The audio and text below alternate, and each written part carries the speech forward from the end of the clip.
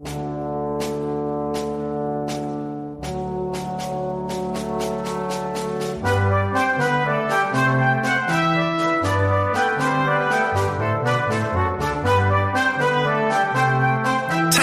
from the Rails. Discovering the Stockton and Darlington Railway. The railway that got the world on track.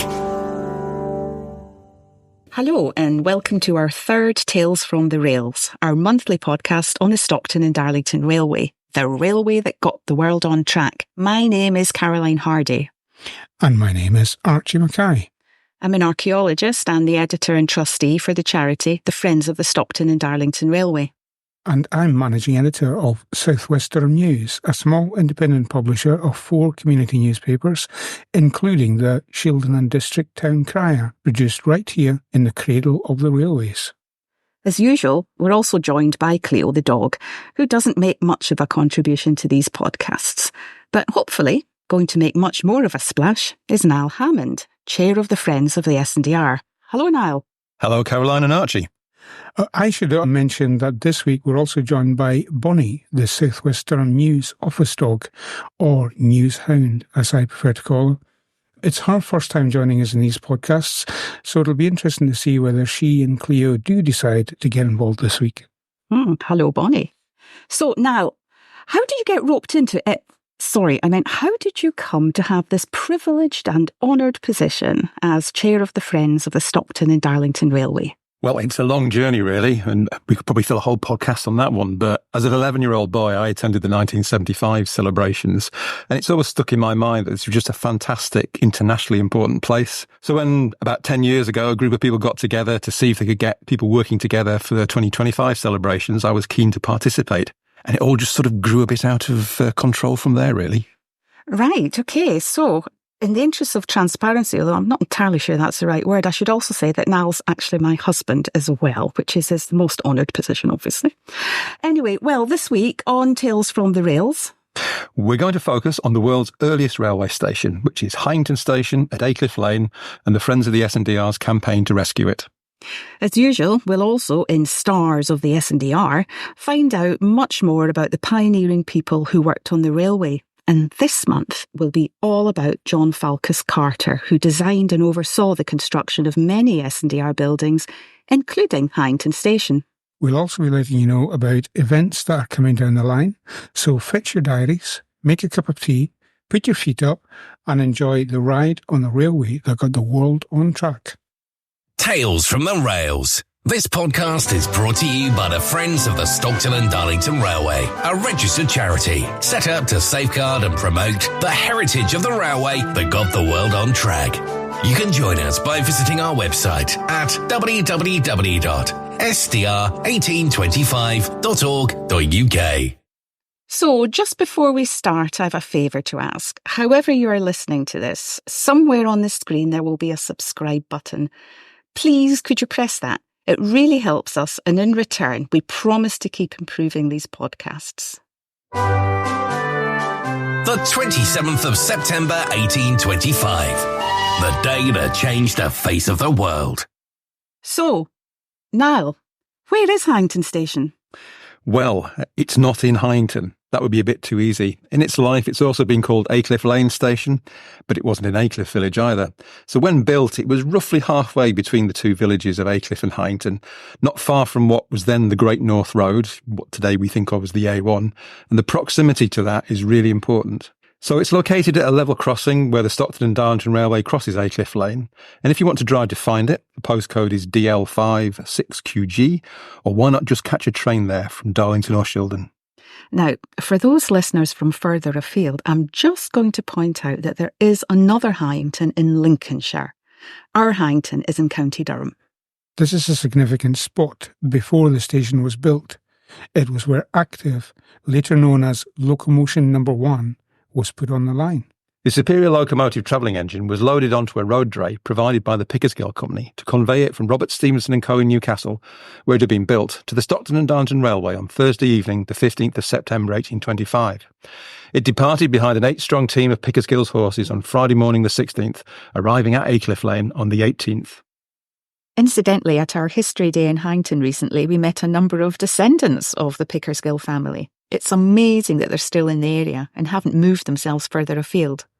On the 18th September, the locomotive arrived at this very spot. It had cost the railway company £600 and was delivered much later than anticipated.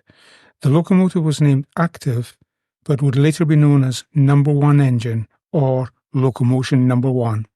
Its arrival was witnessed by many people who turned out to see t' Iron Hoss, many of whom assisted with the removal of the locomotive from the dray onto the track. They included two brothers, Robert and James Robinson, who recalled their experience 50 years later in the Northern Echo.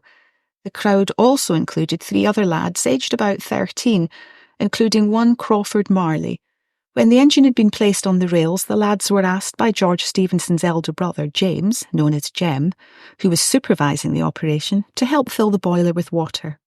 They ran to a nearby farmhouse to borrow some buckets and filled the boiler with water from a nearby spring.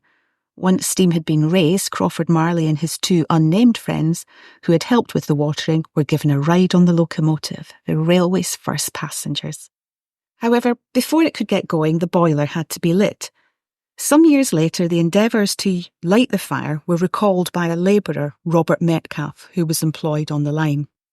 Number 1 came to Heighington Lane by road. We had to get her on the way. When we got her on the way, we pumped water into her and sent John Taylor for a lantern and candle to Aycliffe. When we'd done that, I thought I'd have me pipe. It was a very warm day though, being back end of the year. I took me pipe glass and lit me pipe. I thought myself I'd try to put fire to Jimmy Ockham. It blazed away well, the fire going rapidly. Lantern and candle was no use to no one, so fire was put to her online by the pour of the sun. 8 wagons was all she could trail. Thank you so much to Lee Morris for getting through that mouthful of 19th century southwest Durham. As we know, the railway officially opened on the 27th of September 1825, and so the first part of what we think of today as our modern railway network was underway. Next, the railway company gave some thought to improving the service at this level crossing. Incidentally, did you know that there was a specification for level crossings agreed in the 1821 Act of Parliament for the S&DR?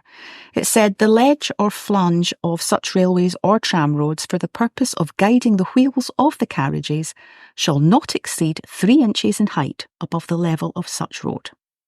So, a level crossing is a great place for road and rail to interact. In October 1825, the S&DR's Management Committee resolved that a siding for the accommodation of the public in the delivery of coals be made at Aycliffe Lane. They also made the same instruction for Fighting Cocks and Early Nook depots.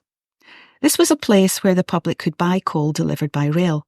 A month later, lime was also being delivered here, probably mostly used by farmers to improve their soil, but also as a building material.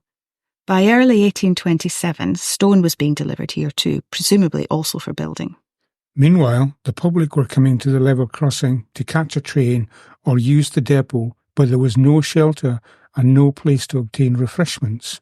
It was a bleak place and not somewhere you'd want to hang around. Even the staff only had temporary cabins at the depot. The S&DR decided to improve their offer along the line by providing stopping places next to depots and roads where shelter and refreshments could be obtained. They commissioned 3 inns, one at Stockton, one at Darlington and one at Aycliffe Lane. These weren't the first inns on the railway. The company had rented an existing inn, the Mariner's Tavern, on Stockton's quayside next to their wharves and warehouses. And that ever-opportunistic chair of the S&DR, Mr. Maynell, had one built in 1825 at the end of the Yarm branch, the New Inn, now called the Cleveland Bay. It's still a pub. In September 1826, the S&DR company approved a plan of a cottage and other conveniences to be built at Aycliffe Lane. It let the building contracts on the best terms to Story & Sons and Michael Windale. The S&DR's architect was their occasional clerk of works and inspector of buildings, John Carter, a master mason by profession from Heighington, who became the designer of many of the company's early buildings and structures. He designed the building as a 2-storey structure, as seen from the railway track, but the railway company insisted that he reduce it in scale. Carter pointed out to the railway company that it'd be far cheaper to build the larger version of the building now, instead of increasing in size later, but his advice was ignored. It was advertised on the 7th of May 1827 alongside the new Darlington house as follows. To be let by proposal. That means they're inviting tenders to run the inn and depot. 2 good new-built dwelling houses belonging to the Stockton and Darlington Railway Company.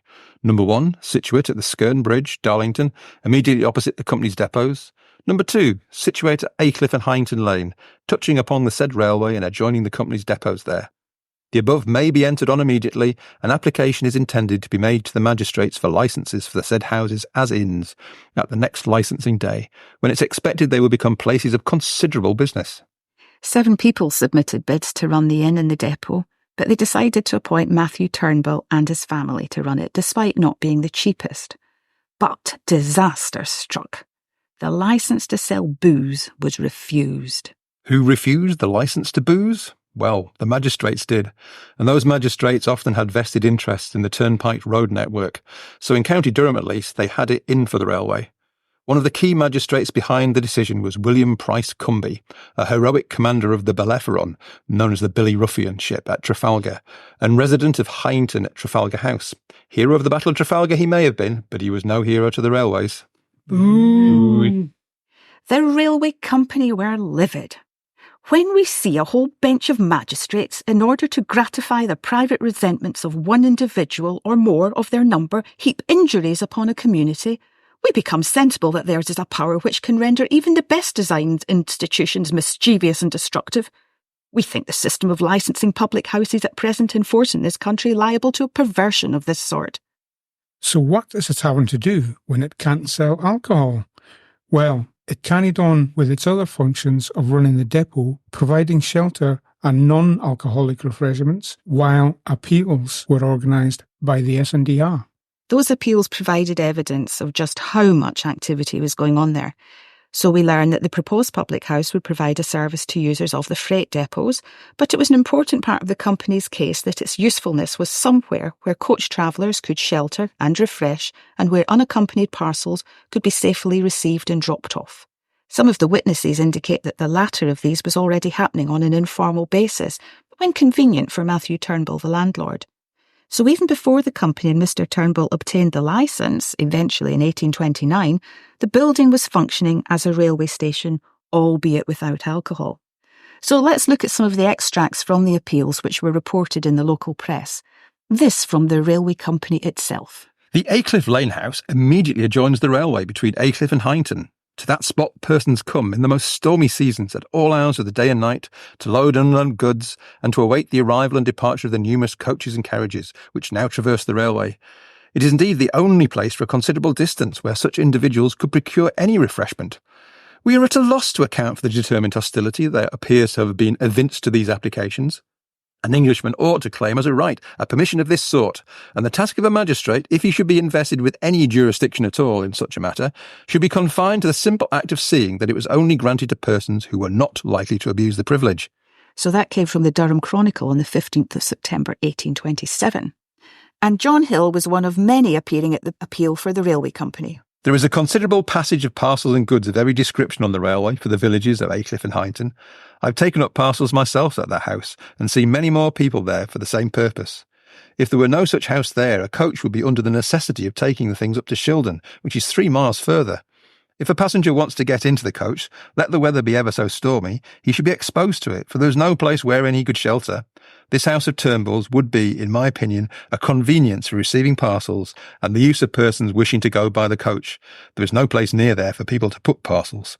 John Priorman was another witness. I often receive parcels by the coach. I consider it would be a benefit to me and all the country round to have a public house there. I think a public house would be useful in this particular place on the ground that we have to lead coal and lime from its immediate vicinity and have no place to put either carts or horses when we have to wait. Parcels coming from me are sometimes left at Turnbull's, sometimes down below. We do not always get them conveniently.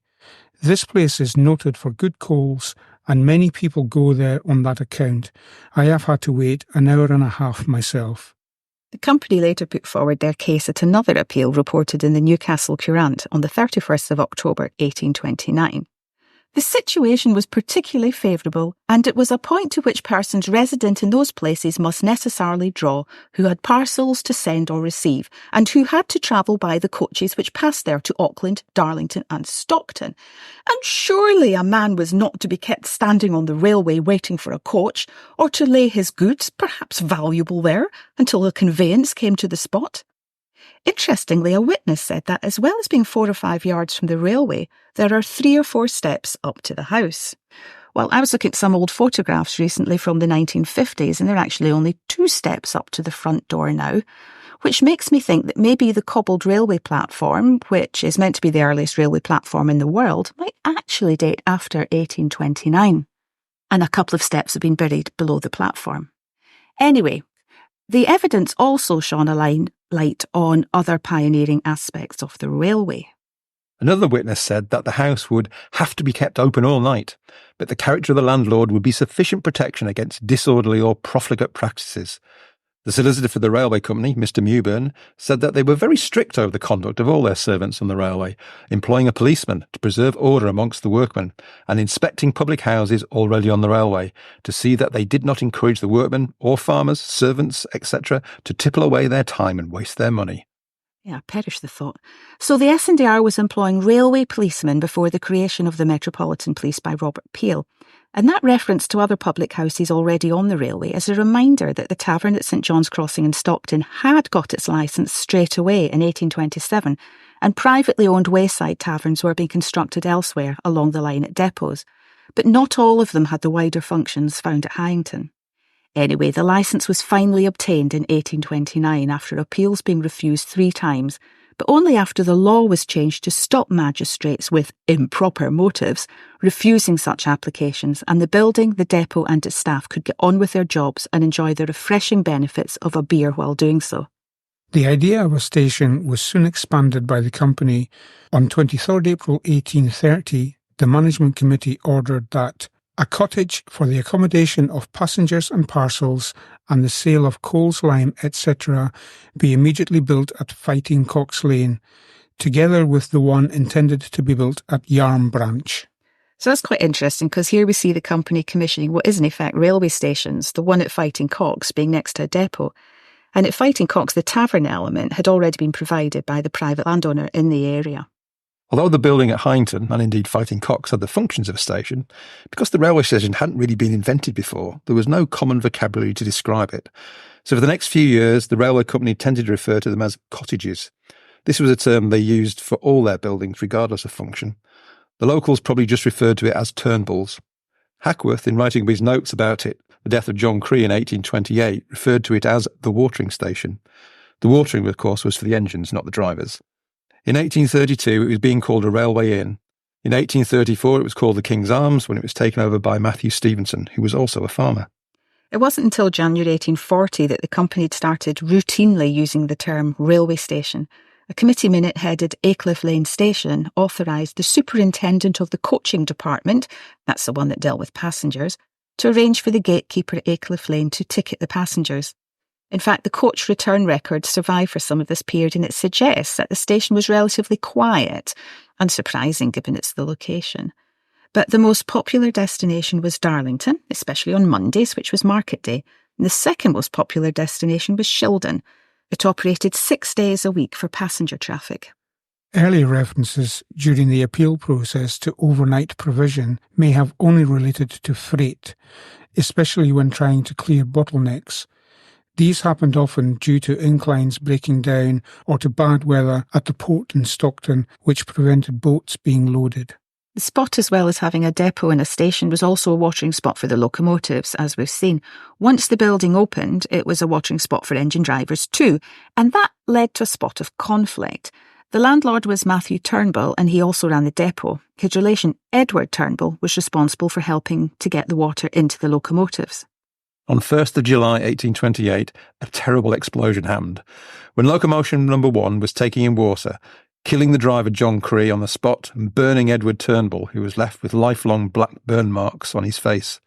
This explosion resulted in locomotion being set aside in the yard at Shildon a while, and when finally rebuilt by Timothy Hackworth with many modifications, the most noticeable being that it now had 2 chimneys. In January 1831, the S&DR committee heard that 4 lines of road, i.e. track, were by then necessary at the watering place to keep 2 lines of road always open and allow the engines, either empty or loaded, to stand clear of those wagons while taking in water. The lime chute and the pillar for the water cistern also needed to be set back from the line. Now, as an aside, if you've listened to our earlier podcast, you'll have heard us mention Jem Stevenson, Jem being short for James. This was George Stevenson's older brother, and he was employed by the S&DR as an engine driver, and he drove locomotion number 1 on the opening day. Somehow, via the surviving documentation, he's obtained a bit of a reputation for liking the drink. But further, on the 30th of January 1829, the S&DR committee recorded that James Stevenson & Co. should be fined 40 shillings for selling coals at Aycliffe Lane, the tonnage thereupon never having been accounted for to this company. So, sounds like he was selling coals on the sly for his own personal benefit. In April 1835, when the company commissioned the repainting of the S&DR's buildings between Aycliffe Lane and Fighting Cocks, the Aycliffe Lane Inn was specifically named, its front door to be painted grained oak. A little hint of the decorative scheme we might put in place if we managed to buy and restore the building. Between 1838 and 9, the building was extended, as John Carter had early predicted it would need to be, and by the late 1830s or early 1840s, the building stopped serving alcohol and concentrated instead on other station activities. The other S&DR taverns, which never functioned as stations, continued to serve alcohol, as this was largely their sole purpose. The building was further extended, and by the time of the 1851 census, 38-year-old Thomas Wilson was the railway station master, and he was recorded as living with his wife, 7 children, and mother. That's 10 people. Alongside them in adjacent railway houses, presumably the extension, there were 2 other households, each headed by a railway labourer. Thomas's son William, later, 1868, took over as station master while Thomas ran the depot. Now would be a good time to hear from Jill Thompson, whose great-grandfather Robert Batty worked for the railway. Right, Jill, tell me about your great-grandfather Robert Batty. When was he born? 1853. And what happened to him that left him in a bit of a sticky situation? Well, when he was a young child, he fell on the railway lines and managed to cut off some of his fingers. So on one hand he had a thumb and a little finger. On the other hand he had a thumb and a first finger. That's all he was left with? Yes, that's right. And because it had happened on the railway, the railway company that was in charge at that time educated him. What did they get him to do as a job after that? They found him a job as clerk at Shildon. Oh, brilliant. And so then what happened? Well, when he was 18, he wanted to join the union, and he was told he couldn't join the union because he belonged to the railway company. And so he just took umbrage at that and didn't think that was a very good idea. So as soon as he could, he saved his money up and left and came to Heighington, where he bought a pony and trap, and he did deliveries and I suppose a kind of a taxi service. He used to take people to Heighington Station or Shildon and Darlington, wherever they wanted to go. So he collected parcels from the railway and delivered people down there as well. Brilliant. So he was continuing a tradition that actually started in 1827. So he settled in Heighington forever, did he? Yes, he bought 2 houses in Heighington, number 15 and number 17 Churchview. And he stabled his horse at the back of the house, and the stables were still there up until 2000, I suppose. Have they been demolished now? I think they've been converted. I haven't seen what's happened. Okay, I'm dying to ask the people who live now to let me have a look through. But so how long did he work for doing that job? 36 years. Right, so he retired in 1907. 1907, and he was awarded the Imperial Medal from the King for his service to the community. Brilliant. That sounds well deserved. Thank you, Jill. So I guess that when Robert was little, the railway company that looked after him might still have been the S&DR, as it didn't amalgamate with the North Eastern Railway until 1863, by which time Robert was 10 and was probably already 8 fingers down. But I suspect when he asked to join a union and was told he belonged to the railway, that would be the North Eastern Railway. Anyway, back to Heighington Station. Sometime between 1871 and 1881, a short terrace of 5 houses called station cottages was built by the railway company. by now the North Eastern Railway Company, about 150 yards south of the station buildings at the far end of the depot yard. The building continued to function as a railway station with attached accommodation for railway staff until the late 1960s. We've had some lovely photos sent to us by people who lived in these cottages. Do take a look at our Save Heighington Station Facebook page and enjoy what appears to be an idyllic childhood. Talking of childhoods at Heighington, here's a more recent recollection from Jill Thompson once again. This time it's about her mother, Rosemary Boynton, a typical superwoman juggling work and young children in the late 1950s. Right, Jill, tell me about your mum, Rosemary Boynton, because she sort of continued the tradition of your great-grandfather. Yes, during the late 50s, so around about that time. Don't know the exact dates. My mum got offered a job as postwoman in the village. Someone was poorly and they needed somebody to step in. So for several years, she was postwoman in the village. And when we were growing up, she would go and sort her letters first in the post office and come back home and get us up out of bed, go and do part of her round, come back and give us our breakfast and get us on the school buses, and then complete her rounds after that. She used to go down to school Aycliffe through, it's now called North Sky Road, but it used to be Bakerlite when I was young.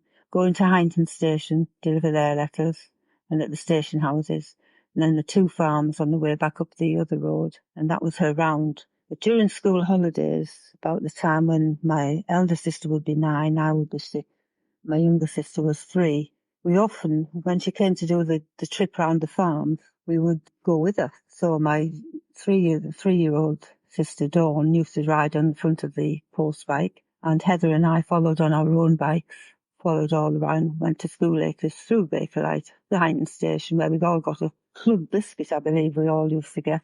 Oh, I love those. Work. As I say, then we followed up back to Heighington, and she was finished by about 11 o'clock, 12 o'clock on a morning. That's amazing, isn't it? I mean, juggling 3 children and work. And my dad was a long-distance lorry driver, so he wasn't around some of the time. That's astonishing. So you mentioned earlier a little accident you had at one point. Oh, yes, we'd done this on our school holidays, obviously every day, other than the Sunday. And I was riding along one morning and I thought, I bet I could do this with my eyes closed. So very cleverly shut my eyes, went over the top of my bike, landed in a gravel pit just about. So I remember being taken to Heighington Station. It was just near Heighington Station, and sat on the counter while somebody painstakingly cleaned my knees and cleaned my hand, ready for me to go home. I can remember what it's like having the gravel picked out of your knees. It's quite painful. Although you used to have a yellow ointment that you used to put on. After flavouring, I think it was called, or something like that. I think that was probably a 2-club biscuit day. Oh, yeah, I should think so, yes. Thank you. By 1970, the building was no longer used by the railway and it was becoming derelict. Originally sold off to Sedgefield Borough Council, eventually it opened as a pub, the Locomotion No. 1, around 1980 with yet another extension. It closed in the mid-2010s and failed to sell at auction in December 2017, after which its guide price offer was reduced, but it still stands empty today and sadly, as with any empty building, it's been vandalised. Trains on the Bishop Auckland branch line from Darlington, part of the original 1825 S&DR, still stop regularly at the unmanned halt next door. And so, just as in the early days, there is no shelter, sadly no refreshments, and it's once again a bit of a bleak spot. And this is where the Friends of the S&DR campaign comes in to save Heighington Station. But first, let's hear from a couple of our supporters. Hello, Margaret. Would you like to introduce yourself? Thank you, Caroline. I'm Margaret Fenwick. I'm a member of the Friends of the Shildon and Darlington Railway, and I live about a mile away from Heighington Station. I think it deserves saving because it's a charismatic building, or it will be when we've spent some money on it. We can use it for a number of things: a heritage centre, a museum, a cafe, a visitor centre. The possibilities are endless. My name is Jim Atkinson, Councillor Jim Atkinson. I'm a county councillor for Aycliffe East and I'm a town councillor for Aycliffe Central. I'm also a member of the Friends of the Shildon and Darlington Railway. Originally, I come from Witten Park. I know a fair bit about the history. And of course, this is at the very beginning of the history, which is it's a masterpiece, a masterful piece of heritage and things like that. So we really do need to hang on to it. And we need to do as much as we possibly can to hang on to it as well. So we're going to do that. We're going to try out. We've been at it a long time now because we've been the friends 2013 and onwards. And it's been a long journey. It's been a hard trek.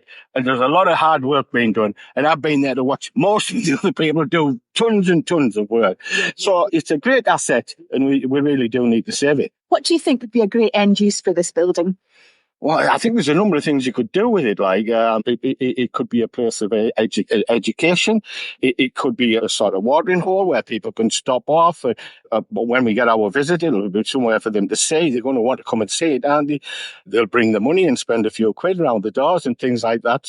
So yeah, a great asset. We must hang on to it. We must make it work. I think it'll make itself work. To be fair. Yeah, I have to say, watering hole gets my vote. Oh yeah, some and decent beer. Yeah. We'll find all the right people to look into that. There'll be lots of people who know how to do that one. Brilliant. Thanks very much, Jim. That's lovely. Cleo, why do you think we should save Heighington Station? She's a dog. Hello, Chris. Would you like to introduce yourself? Yes, I'm Chris Lloyd. I am chief feature writer at the Northern Echo, and I dabble in local history. And why do you think we should save Heighington Station, Chris? I think it provides a real connection back to the earliest days, the very earliest days of the railways, 1825. And just with a little imagination, you can transport yourself back through time to the opening day of the railway. You can see locomotion number 1 actually passing along there, and you can see the people milling around here. And of course, even before the opening day of the railway, this is where locomotion number 1 was put on the tracks somehow. And there's that fantastic story. You can imagine it being bolted together just over there. And because John Walker of Stockton had yet to invent the match, they couldn't get the boiler lit, according to the story. And so they sent someone back down this road here, back into Aycliffe, to try and get a lantern of some sort. But a chap called Robert Metcalfe, I think, from Darlington, just happened to be hanging around smoking his pipe. And he allegedly used the rays of the sun to get the locomotion up and running before the lighting with the lantern. So all of that wonderful history takes place just here. Locomotion number 1 exploded here, didn't it, in 1828, killing its driver quite terribly and making his pumper look like a Dalmatian for the rest of his life. Exploded hot water. So all of that sort of stuff takes place just here. And so this building kind of represents all of that and means that you can actually touch and feel that history. So I get excited by just getting people to be kind of hands-on on their history. And that's what this building represents. It would be so embarrassing if in 2025 people turned up from around the world and just came to see a site of complete dereliction where these world-changing events took place. So what do you think would make a good use for the building once it's been restored, assuming you don't want to blow up any more engine drivers? No, well, the obvious thing to do is to it can't just kind of stay there with no use. So it has to kind of wash its face, I believe, is the modern terminology for these things. So it has to operate either as some form of a holiday home or and there would be people, I think, who would be interested in railway people from around the world who'd be interested in staying in the world's first station. That's a great selling point. And the other thing is to make use of it as a pub or a restaurant of some sort. People are talking about it being a Georgian themed pub. And I'm not a great fan of dressing up, but it will, and that sort of thing does take it back to its original time. And of course, it is so important these things don't just stand there as museum pieces, that people can kind of get inside and see them all. And so that would be an ideal use. So now, what's happened so far on the campaign to save Heighington Station? Well, it's a bit of a long haul, really. We've been talking with Durham County Council as the planning body for several years now. They commissioned some surveys to identify what its historic importance was and what condition it was in and the costs of repair. But eventually that sort of task of taking it forward has been passed to the Friends. So we've worked with Historic England in particular with all this research we've been talking about, and we're really pleased that it's been upgraded from a humble Grade 2 listed building to a Grade 2 star, which puts it in the top 8% of historic buildings in the country, and also importantly gets it onto the Heritage at Risk Register, which makes it, in theory, easier to get grant aid to try and do something with it. As it stands at the moment, it's in a pretty poor condition. The outside fabric isn't too bad, but internally it's a wreck, and it needs an awful lot of very practical things doing to it to make it a usable building again and really release its potential. Because, when you look at what railways mean to the wider world, this is the world's first railway station. It should be something as a region, as a country, we sing and dance about and make the most of. So its potential is huge. It's going to be on the walking cycling route all along the 26 miles of the S&DR. It's hopefully still of use to the villages of Heighington and Aycliffe. It's right on the edge of the Newton Aycliffe Business Park with all those big businesses on it. So again, somewhere really useful for them. It's next to the University Technical College, where we hope the history of the railways will inspire their students to things. So in terms of potential as a business and as a tourist attraction, as a community facility, it's got an awful lot going to it. And does that include keeping it in hospitality as originally designed? Well, at the moment, we're working on a business plan because clearly, although we're passionate about it just as a building and a heritage feature, it's clearly like any building, got to earn its keep. So in the first instance, we want it to operate as a railway inn, somewhere if you're local you can call into, somewhere if you're a tourist on the walking cycling route you can call into, and you can feel like you're back in the 1830s.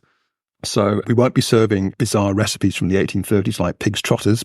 We can reassure you of an interesting menu and decent drinks, but it will be a living history feeling to the whole thing and somewhere where you can hopefully enjoy events as well.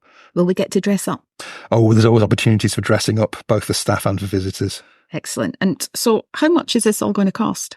That's the frightening thing. Nothing is cheap these days, especially when you're dealing with a Grade 2 star listed building, because Historic England will quite rightly insist on high standards. So we're looking at this in two phases. The first phase is acquire the building, because it's privately owned at the moment, and do necessary emergency repairs, get the lights on, get the toilets working again, so we can operate and look respectable for the great celebrations in 2025.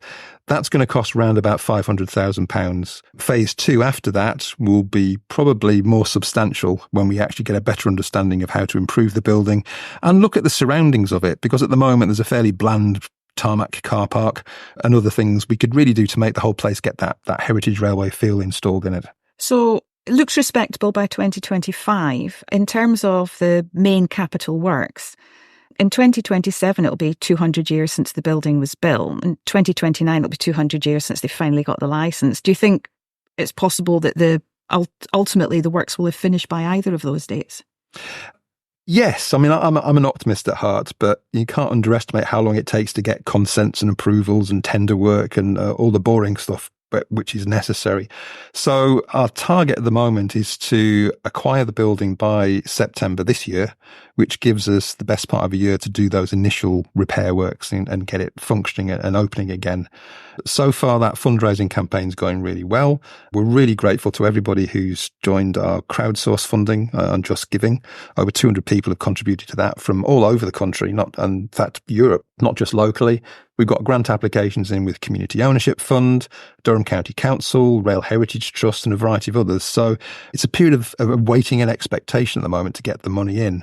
So if we get it in and we buy it by this September, that first key date is going to be met. After that, then it's lots more form filling out to make those other key dates you mentioned of 2027 to celebrate its 200th birthday. And then hopefully we'll have a licence by 2029. Oh, let's hope so. There are other buildings around the level crossing there, aren't there? There's a signal box. They got your beady eye on that? Yeah, the signal box on the other side of the tracks is, again, another listed building, built quite a lot later by the North East Railway. But again, just in terms of that railway character of the whole area and just making it feel important, we've got our beadies on that because Network Rail are electrifying all their signalling, so the days of those big lever arm signals that you pulled on the box are short-lived. So we're expecting that to go out of use sometime around 2029, and we've started conversations about acquiring that when it does. So hopefully when people turn up, have good time in the inn, they can go over the road and enjoy pulling some levers and understanding how historic signalling worked. Oh, what could go wrong? Alcohol and levers. So how can people help if they want to help save Heighington Station?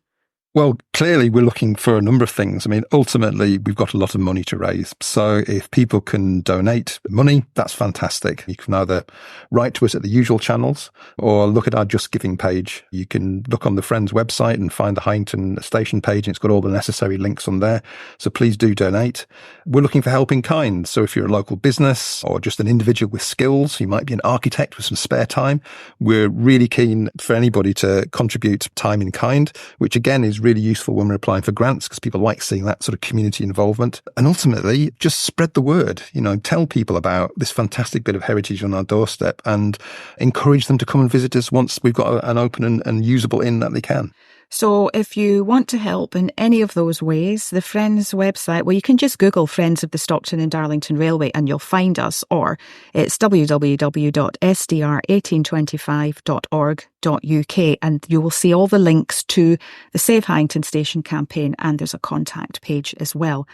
I'd just like at this point, we've received a lot of help from private individuals, but there's a few people who've been fantastically helpful for us. Paul Howell, the local MP, has raised it in the House several times and has facilitated introductions. In the House? The House of Parliament. We've got a number of local councillors who are really keen on rail heritage, all the way from Shildon through to Aycliffe. But in particular, Jim Atkinson, who hasn't been well recently, has been a real star in this, as well as the rest of his colleagues. And also the businesses on the local industrial park. They're all getting invested in the whole S&DR thing. So Husqvarna in particular have been a real star. We're having conversations with Hitachi and a number of others. There is a list of people which it's always the problem of forgetting to mention somebody, but we're really grateful for all the local help and the help of our local volunteers, in particular. Margaret Fennick in Heighington in particular has been a real star with this. So please, more people volunteer, more people help out. So we'll give the last words now to Councillor David Sutton Lloyd, who I interviewed on site a couple of weeks ago. Hello, David. Would you like to introduce yourself? I'm David Sutton Lloyd. I'm one of the Durham County Councillors for Aycliffe, and I'm particularly interested in this project because of the historical content of it. So why should we save Heighington Station? Well, when you think this was us giving the world a railway system, and the fact that this was the exact spot where the very first locomotion one started, was assembled, brought down on wagons from Stevenson's workshop in Newcastle, put together, and then that was the start of, it was a wonderful invention which has absolutely changed the world. And to lose this would be a criminal act, quite frankly. Not only that, we are able to celebrate the wonderful Northeast and its history, and especially its industrial history. When you think of the work that the Stockton and Darlington Railway is putting in towards the 2025 200-year anniversary, this on the route is just, well, it just makes sense that this should be developed. I just think what it could do for the future development and history of the link to locomotion, where there's a lot of money being invested by the county, quite rightly, and what potential this could have for the future of Durham Tourist Trail from Stockton right up to the top of the Dales. Absolutely. And what sort of end use do you think this building could have? I think it's a multi-use. When you just think, of the Heritage Trail, just think of the many millions of railway enthusiasts who would love the idea of being able to come here and buy a ticket at the station where the very first railway station was opened and the very first rail ticket was ever produced, that you could get a one here, link up as a stop on your way from, say, Stockton, exploring that wonderful history, stop here for a meal, explore the area, move on to Shildon. It's just endless. You can link into the local community. We've put a lot of work into developing pathways and cycleways. Again, why do we not think a bit broader? Could be a staging post to take out into the community. Tick, tick, tick, tick, tick. Absolutely. I love the idea that you can get on the train in Shildon, get off the train at Heighington, perhaps have a fine ale in Heighington, and then perhaps walk part of the route. And it's all on the route that was taken on the 27th of September, 1820.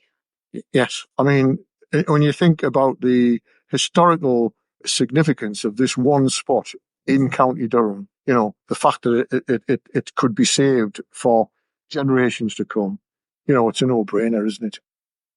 Tales from the Rails, steaming ahead to 2025. So, what's coming along the line in the next month? What has happened in the last month, especially in relation to the S&DR ready for 2025? On April the 27th, the day this podcast is published, the mural on the wall at Fighting Cocks will be unveiled. If you missed it, it's going to be there for a while, so why not walk out to Fighting Cocks and have a look?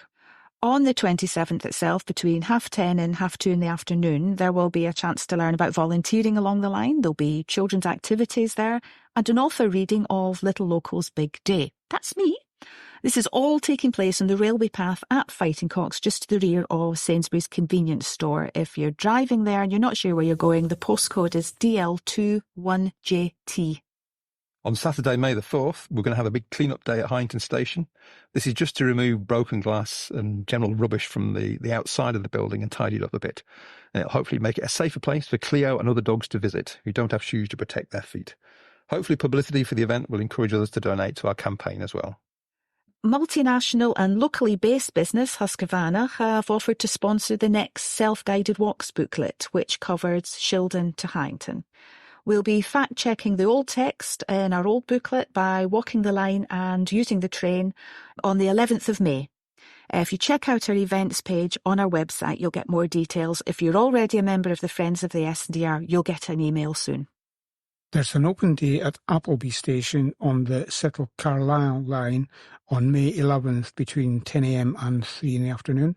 Closer to home, there's a walk along the S&DR line from West Auckland on the 20th of May, meeting at the car park outside the Well Coffee Shop on the East Green in West Auckland. The postcode for that is DL149JD, and they meet there at 10:15 a.m. Sturdy footwear is essential. In fact, wellies might be better. The walk will go as far as Hammerbeck Railway Bridge and return, so not too far. There will be comfort stops at both Broom Mill Cafe and the former Station Master's House at St Helen, Auckland. For some time, we've been trying to get a project off the ground at the site of the S&DR's first goods station, often called the merchandising station. This was located on North Road in Darlington, just next to the North Road Bridge next to Hopetown, and was commissioned in 1826 and built in 1827. Any guess who oversaw the works? None other than our friend John Falcus Carter from Heighington. The building was converted into a passenger station and workers' cottages in 1833, and sadly in 1864 it was demolished. It's now just a scrubby bit of land behind security fencing and not attractive at all. What we would like to do is tidy the site up, maybe do some trial excavations and see what, if anything, is left at foundation level of the building, then landscape it so that it's attractive. We've had so many meetings with so many people, and we'd like to thank Peter Gibson MP, who has kept at this for a long time. Well, things are beginning to happen. Network Rail have agreed to clear the site, and the Rail Heritage Trust have agreed to support us in investigating the site further and landscaping it. That'll just make such a huge difference to that bit of North Road if that can get tidied up. And I can't wait to see how much survives of the merchandising station, if anything. Anyway, beautiful pens made by a descendant of John Carter, Andy Simmons, went up for sale, with proceeds going to the campaign to save Heighington Station. There are two styles, the engineer's pen and the director's pen, each £35. They're both made of specially selected oak and metal. They actually sold out in the same day that I put them up for sale on the website, but more are on their way. And when they've been made, you can buy them at the Friends website and just click on the shop tab. You'll find them. We also have some timber sourced from historic places along the S&DR and hope to add rather special pens using this timber very soon. Well, was I absolutely gutted when I went on to try and buy those pens and found that they had sold out at absolutely no time whatsoever. So I'm very pleased to know that there's more coming as well. And as for the rather special ones, I think I'll probably have to book them early as well. Meantime, Darlington Borough Council have cleared graffiti along the line at Houghton Road, where the accommodation bridge is, known as the Arnold Road Underpass, or by its older, more attractive name, Throstle Nest Bridge. The next issue of The Globe comes out in July, so it's time to start thinking about articles and other contributions for it. We've already received some great stuff, but more as ever is required. It doesn't have to be research. It could be transcriptions from old documents, railway recipes, poems about railways, preferably the Stockton and Darlington, reminiscences about the railway, reporting on your family history and any stunning pictures you might have taken. And talking of stunning pictures, the Friends hope to publish a coffee table book on the S&DR for 2025. Local photographer Peter Giro is out there taking photos now for the book. But if you find you've taken a cracker, do let me know. We also hope to capture some poetry and possibly also sounds from the line, like birdsong.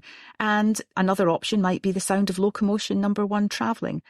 We can add those things into the book as QR codes, which can be scanned, and then you can actually listen to them from the comfort of your home if you want to.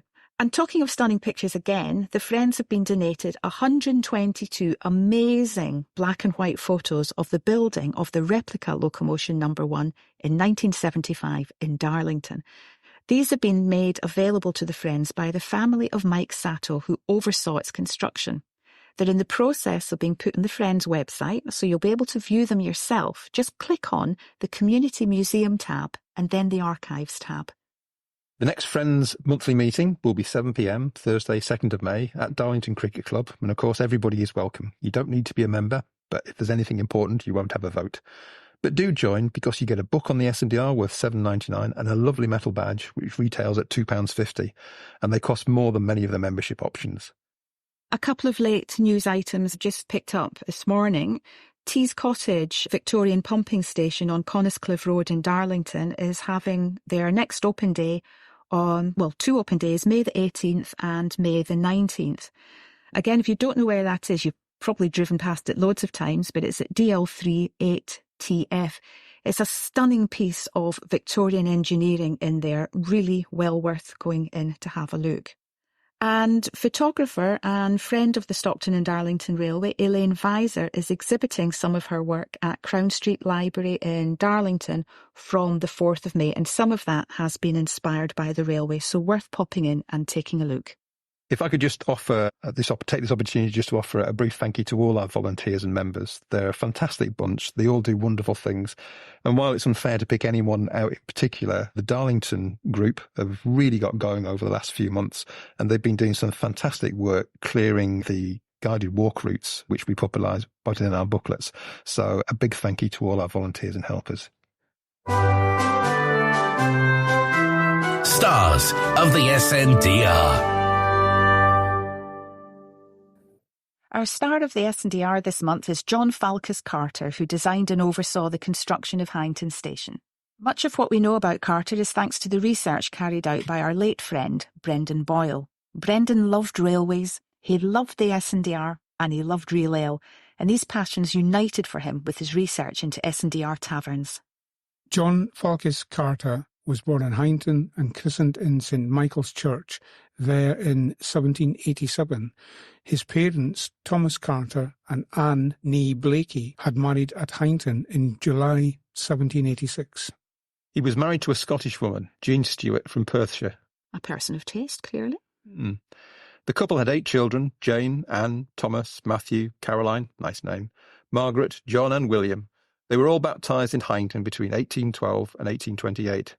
John was described in their baptismal records as a mason, one of 2 listed in the village in Parson and White's 1828 trade directory. On some occasions he was described as a builder. He certainly wasn't a trained architect or bridge surveyor, but an experienced stonemason. He must have stood out as someone literate and with good drafting and organisational skills to be taken on by the railway company. Clearly he was well located to take on the works, with Heighington being close to the railway. There are also some hints that he had Freemasonry connections with at least one of the founding Pease family, and that might have helped too. Carter designed and supervised S&DR projects along the whole length of the line. He was probably the world's most frequent railway passenger from 1825. It's unclear when Carter's association with the S&DR began, but in June 1824 he was engaged as contractor for a cottage at St Hill in Auckland. I do wonder which building that was. While the following December brought a part-time engagement as Inspector of Works and Materials on the Skerne Bridge in Darlington, where he was still making changes to the bridge in May and June 1825, not long before the railway opened. He seems to have had concerns from the outset that the Skerne Bridge wasn't strong enough, concerns that would turn out to be true. Carter would have a strong ability to predict a problem. In August 1825, he was producing plans for the depot buildings at St John's Crossing in Stockton, including the weighhouses at the depots there and the terminus of the Darlington branch line. Subsequently, Carter and Thomas Story, see podcast number 1, designed the Shildon workshops, with Carter designing the buildings, including the first group of cottages at New Shildon, and that would include Timothy Hackworth's first house, and issuing the tenders for the works as late as September 1825, days before the railway opened. By November 1825, 2 months after opening, he was told to get a move on and employ more people to get the workshops completed at New Shildon. The committee were very dissatisfied by the progress, or lack of it. By December 1825, he was making improvements to Shildon Lane at Elton Colliery, and in that capacity he was working to instructions not just from the railway company, but because it was a road, also our local magistrate and the hero of Trafalgar, Captain William Price Cumby. Towards the end of March 1826, the S&DR were looking to dispose of Carter's services, but in June that year, the company went back to him and asked him to design 3 inns and 3 warehouses. Regarding the warehouses, John Carter was instructed to draw up a specification and agreement for the work to be finished in 6 weeks' time. 6 weeks? The contractors to find lime, sand and scaffolding, but the railway company to find all other materials. At the same time, the S&DR adopted the plan for a cottage to be built at Aycliffe Lane, our station, and Carter was directed to agree terms with builders. As we heard earlier, the building or cottage or railway station or inn at Heighington, level crossing on Aycliffe Lane, was originally designed to be a storey taller than it is now, but the S&DR committee looked to drop it down to a single storey. Carter advised against it, but was ignored. He thought it was a false economy and would save only £42. Carter also suggested that they consult magistrates to ascertain whether a licence might be granted for the 2 inns that fell under the jurisdiction of Captain William Price Cumby. Perhaps a conversation had been had. Perhaps Carter smelled a rat. As we know, the licence was refused until 1829, causing a major headache for the railway company, but undoubtedly saving a few headaches for engine drivers with a thirst. Carter continued as Inspector of Buildings and oversaw the repair of dry stone walls along the railway company's boundaries at the west end of the line. He explored the best place to provide a brewery near the Darlington depots. He oversaw the construction of a bridge in Mr. Trotter's farm at Midridge by Mr. Forster, where there were problems with poor workmanship. And in a departure of masonry work, he is also recorded as caring for the Black Boy engine on the Black Boy branch line. In July 1828, the S&DR company referred to him having already created additional sidings along the line at the eastern end so that it would gradually become a regular double way. This is interesting because the line would not be fully doubled until 1832. And do you know why there was such a delay?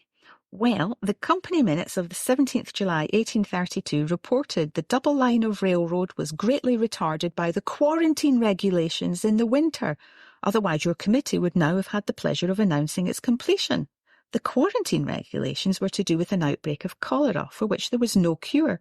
Cholera had arrived by boat in Sunderland in October 1831 and then proceeded to spread north and south. It would result in 31,000 deaths that winter in England, Scotland and Wales. It's extraordinary that economic productivity had been slowed down before on other major projects due to self-isolation to contain the spread of disease. Maybe the events of 2020 and lockdown were not so unprecedented after all. Back to June 1828. The company felt once again there was not enough new building to warrant his services, but he could continue to manage the Black Boy engine.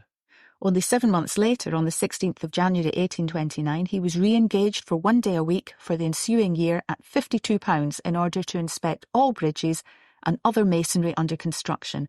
That included the Skern Bridge, which was showing signs of weakness. The bridge had been designed by Ignatius Bonamy, who was an experienced architect of bridges, but only of road bridges. Carter had overseen the works and made changes to the design, but it hadn't been enough. Incidentally, and just to take you down a siding briefly, Ignatius Bonamy was also the designer of Trafalgar House, where our licence-refusing hero of Trafalgar lived in Heighington. The Skern Bridge needed new flanking walls, and Carter asked to delay the works, which were due to start in February because the weather was still too bad. The works were put off until May. It's worth bearing this in mind when you look at the famous painting by John Dobbin of the opening day of the S&DR. The bridge as he drew it and painted it was how it looked after John Carter made his alterations in 1829. Before that, the bridge was much simpler, so it's not a fully accurate reflection of the opening day. His mixed career continued with his providing plans and specifications in February 1829 for a masonry bridge over the River Gonless on the new Hagerleases branch. The tenders to build this bridge were awarded to Simpson and Carter. Confusingly, the Carter mentioned here is also a John Carter, also a mason, but it's not our John Carter. This is another John Carter, and he went on to build a number of S&DR bridges with Simpson, after our John Falcus Carter had died. This has caused some of us a lot of angst, I have to tell you, when doing research, and at one point it looked like a dead man was bidding for work. Moving on, though, our John Carter also carried out alterations to the railway offices in Stockton and oversaw the building of a stable there for Mr. Peacock, who managed the weigh house. His inspecting role finished at the end of 1829, and his subsequent involvement seems to have been solely as a contractor. His role as clerk of works was taken over by William Byrne. There was more to Carter than the railway work, though. He was also a property owner in Heighington, and he did building work in the area, including considerably enlarging the vicarage at Gainford.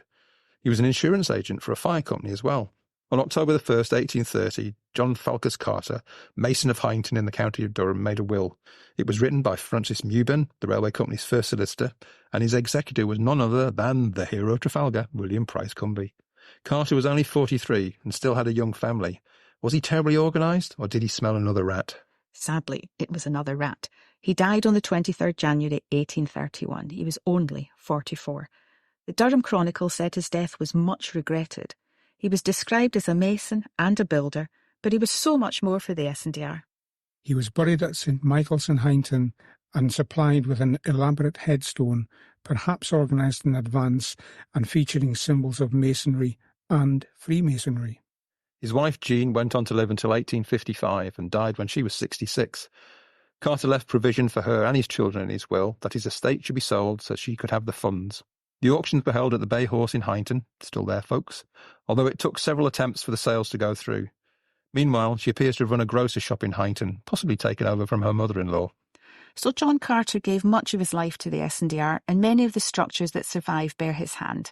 He gave sound advice that was often ignored and had a talent for predicting a problem. He was indispensable to the S&DR from 1824 until the end of 1829. Every time they thought they didn't need his services anymore and terminated his contract, they ended up having to ask him back again. It might have been ill health that finally brought his working relationship with the S&DR to an end. So if you're at a loose end, why not try to find the grave at St Michael's Churchyard in Heighington, and then pop into the Bay Horse and raise a toast to John Carter? Caroline, have you suggested drinking beer at every podcast so far? Yes. Tales from the Rails. This podcast is by the charity, the Friends of Stockton and Darlington Railway. Visit our website at www.sdr1825.org.uk. That's it for another month. We hope you've enjoyed delving into the history of Heighington Station and John Carter. Remember, you can help prepare for 2025 by joining the Friends of the S&DR at www.sdr1825.org.uk. And you'll also find links there to our Save Heighington Station campaign. And here's a reminder of some other useful contacts. Kate Barrett is the S&DR Heritage and Community Participation Manager. She has an S&DR community fund which can provide grants of a few hundred to a few £1,000s and which are available over the next 4 years to help people celebrate and conserve the S&DR. If you have an idea, then get in touch with Kate and she'll provide initial feedback on your idea, and if it fits the community grant objectives, encourage you to submit an application. The team of various officers in the local authorities include Nikki Halifax, the 2025 Festival Director. They can all be now contacted through one single email address, which is info@sdr200.co.uk, which people should use for any general inquiries. And if you need help getting your S&DR facts right for your event or your business advertising, just contact the Friends of the S&DR via their webpage. A big thank you, as always, to Dave Reynolds of the Railway Institute in Shildon for our theme music. And a special big thank you to Lee Morris, rapidly becoming our in-house actor, who quickly and at very short notice became Robert Metcalfe, who witnessed the placing of Locomotion Number 1 on the rails in 1825. And thank you too to Niall Hammond, the chair of the Friends of the S&DR, for being our guest co-presenter today. I've been Caroline Hardy. I've been Archie Mackay. And I'm still Niall Hammond. Right, Cleo, wake up. Time to go. Bunny, time to go.